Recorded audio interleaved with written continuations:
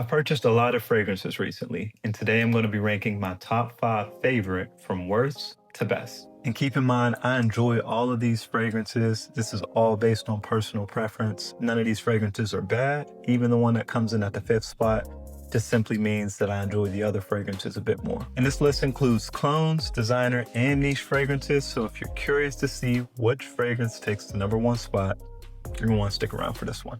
YouTube family, what's going on? Welcome back to the channel. Hope everybody is doing well. My name is Ty, and here I primarily talk about fragrances, but we also sprinkle in some fashion and lifestyle content as well. So primary purpose is to help you show up as your best self consistently, day in and day out, by looking good, smelling good, and feeling good. Y'all know the vibes, man. So do me a favor, if you're interested in those type of videos or that type of content, consider subscribing below, then make sure you hit the bell so you can stay notified anytime I post any new content. Okay, y'all, kicking this list off, coming in at number 5, we have Joe Milano's Game of Spades Emerald. And why is this one of my favorite recent fragrance purchases? Well, this one is actually a clone of Louis Vuitton Symphony, and that's a fragrance that retails for around 600 bucks, and it smells great. But if you want to save some money, I picked this one up for about 70 bucks. I would definitely say this is a great option. What you're getting with this one, similar to the original, all about that citrus opening. You get this grapefruit, you get some bergamot, really just a blast of that in the opening and throughout. That's what this fragrance is really all about. So it's fresh, it's clean, slightly sweet though as well, but just a really beautiful fragrance. And it's one that, though not listed in the original or in this one, I don't believe either, you get this sort of clean floral vibe as well that's going on in the background, but star of the show is definitely the citrus. And this is a good one, y'all. It's a really good fragrance. I've come to expect nothing less when it comes to Joe Milano. They really knock it out of the park with all of their fragrances. So this one is definitely another one. And the only reason that it's number 5 on the list, one, it's one of my newest fragrances. I just picked this up a couple weeks ago. And second piece is just its versatility. So though this is a very stunning, beautiful fragrance, it's one for me personally, I would really only wear in the spring and summer. So kind of limited in that perspective, but nonetheless, very great pickup. Highly recommend Joe Milano's Game of Spades Emerald. Okay, next up on the list, y'all, we have Afnan's Turathi Blue. And when I got this one in, I did a dedicated review on it, and I stand by what I said in that video. I think this is one of the best fragrance purchases at this price point. So that $30 to $35 range roughly. The quality that you get here, the scent profile, which of course, this one is a clone of Bulgari's Tiger. I've never smelled that one, but to me, I've compared it to Goldfoot & Banks and Genius Ginger because I have gotten my nose on that one. And to me, it's very reminiscent of that. You get this, really good grapefruit kind of citrus and ginger in the opening. So it's fresh, it's, vibrant, it's energetic, right? But then as it dries down, you get some woody notes. You also get some amber, so you get some warmth and you get some sweetness. And all around, it's just a really solid fragrance. Of course, in Goldfoot & Banks and Genius Ginger, you have vanilla there. The ginger is ramped up a bit, but all in all, in terms of what I put my nose on, that's what it reminds me of most. Though, for what it's worth, I've heard and seen a lot of others say that this one is very close to the original, which is Bulgari's Tiger. So do what you want with that information, but just talking about this one alone, I think it's a super solid fragrance. I'd say this one works best in the warm weather, but definitely has year-round versatility, has really good performance, and overall just really good bang for your buck. Money well spent, would highly recommend this one. It's Afnan's Turathi Blue. Okay, y'all, next up on the list from Azzaro, we have their 2025 release. It is Forever Wanted Elixir. So this one right here, y'all, off of scent profile alone, this one easily would have been number 2, potentially number 1, but it's summertime. I recently picked this one up because I found it for a great price. Not quite a summer fragrance, so I haven't been able to wear it much. So that's the reason why it's kind of in the middle, right?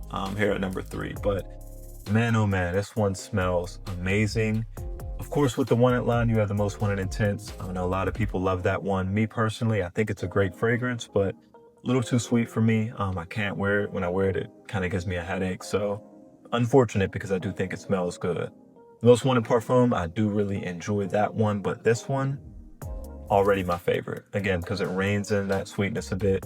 And then you also get the addition of raspberry and leather in here. So You got that warm spice going on with the sweetness, but then you get this, tart, fruity, slightly sweet opening with that raspberry, kind of lingers throughout, and then you get that leather as well. So though it's a leather fragrance or it has leather in it, I wouldn't say it's, overdone in any way. And what I mentioned in the video, previously is that this is a leather fragrance for people who don't like leather fragrances, right? So it's definitely there. You can pick it up, it's present, but it's never the first or the only thing that you smell, or at least not for me in my experience. So that's something I can appreciate because I do like leather fragrances, but I'm not in love with them. So definitely a great fragrance, one that does have versatility, even though it does have, some heavier, notes like leather. I think you can get away with this one fall, winter, and even through spring, summer, not quite, but nonetheless,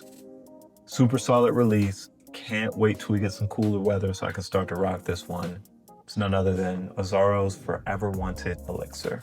Okay, y'all, just a couple fragrances remaining, and coming in at number 2 on the list is another fragrance from Joe Milano. We have Game of Spades Win here, and y'all told me about this one in the comments, and man, y'all were right, y'all were spot on. This one is a banger. So, of course, this one is a clone of Bond No. 9's Greenwich Village, which, if you're not familiar with that scent profile, you get this, fruity, kind of floral, fresh vibe in the opening. Then as it dries down, you get some warm, little ambery vanilla sweetness, kind of as it reaches its full dry down. So I say you get the exact same with this because this one is very, very similar to me. You get some lychee, you get some mandarin, you get some jasmine. Just a really, really nice fragrance, y'all. But I will say this one is definitely unisex. So for my fellas out there that like the traditionally masculine fragrances, and that's all you rock, you're probably going to want to stay away from this one. Might not quite be your vibe, and that's cool. But for anyone that can appreciate a unisex fragrance and, does tend to lean towards those, I think this one is a really, really solid option, man. Really good performance as well. And what I always say about this one, of course, it is a clone of Greenwich Village by Bond No. 9, and a very good one at that. But this scent profile as a whole is one that, to me, is very reminiscent of Baccarat Rouge 540. That whole fresh, floral, slightly sugary, sweet vibe that you get. I think this one plays kind of in the same field as, BR 540. So I say that to say, for someone that's interested in BR 540, might be interested in this one as well. And there's a lot to like with this one, y'all. You get that year-round versatility with this scent profile, really good performance. Though it's not the biggest projector, you get very solid projection and easily 7 to 8+ hours longevity, so it checks that box. Quality is on point. Like I said, Joe Milano very rarely misses, or at least in my experience. So all around, it's a really amazing fragrance. And if you're someone that's interested in Bond No. 9's Greenwich Village, want some alternatives, or maybe want to save some money, highly recommend check out Joe Milano's Game of Spades Win. Okay, and last but certainly not least, my favorite recent fragrance purchase, y'all. We have Byredo Bal D'Afrique. This one here. Talked about it in a few recent videos, y'all. Absolutely amazing. Beautiful fragrance. One of my favorite fragrances in my entire collection already. There's a number of reasons why that's the case. First, for those of you that have been following me for any amount of time, you know I have a love-hate relationship when it comes to citrus fragrances. A lot of them, I don't care if they're clones, designers, or niche, they could come off as, at least to my nose, kind of that whole household cleaner vibe, right? So a lot of them are hit or miss for me. This one here, this is based around citrus. This is definitely a more fresh fragrance. Man, the citrus in here is almost creamy. It has a sweet, undertone to it. Then you get, this beautiful floral note in here as well. So it's kind of powdery, fresh, clean, citrusy. You get some musk as it dries down, and all in all, y'all, it just smells absolutely amazing. And again, as someone who doesn't often love citrus fragrances, there's a lot that I like, there's a few that I love. This is one of the few fresh citrus-based fragrances that I absolutely love. So glad to have this one in my collection. Performance is decent. Thus far, I've gotten around that 6 to 7 hour longevity standpoint. Pretty good projection, I'd say, for the first couple hours. But for me, honestly, with something like this, it wouldn't even matter because the scent profile I love and enjoy so much. So my favorite recent fragrance purchase, y'all, hands down, Byredo Bal D'Afrique. Leave me a comment below. Let me know what are some of your favorite recent fragrance purchases. And make sure you like and subscribe for weekly fragrance content.